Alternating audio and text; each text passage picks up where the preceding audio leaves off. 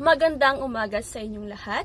Ngayon ay tatalakayin natin ang patungkol sa mga uri ng mapa. At sa ating layunin ngayong umaga ay narito.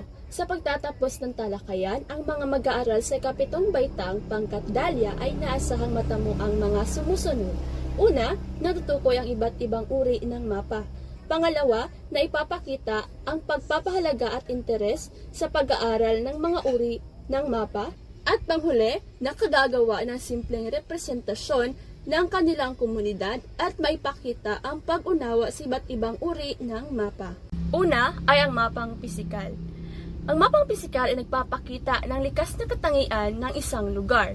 Makikita dito ang anyong lupa, katulad ng bundok, kapatagan at bulkan. Gayon din ang anyong tubig tulad ng ilog, lawa at dagat. Mahalaga ito upang maunawaan ang pisikal na anyo at kapaligiran ng isang lugar. Pangalawa ay ang mapang politikal.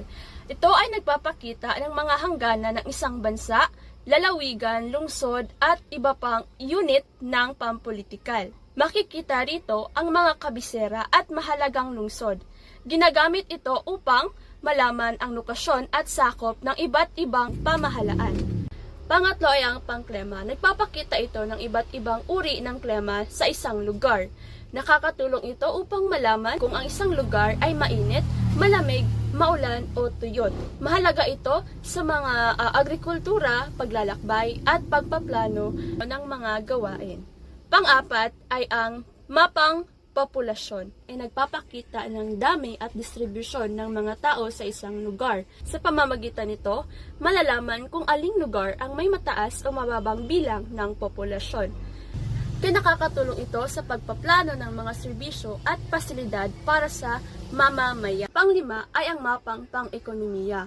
Ang mapang pang-ekonomiya ay nagpapakita ng mga gawaing pangkabuhayan sa isang lugar tulad ng pagsasaka, pangingisda, pagmimina at industriya. Nakakatulong ito upang maunawaan kung paano kumikita at umuunlad ang isang komunidad o bansa. At yan ang iba't ibang uri ng mapa.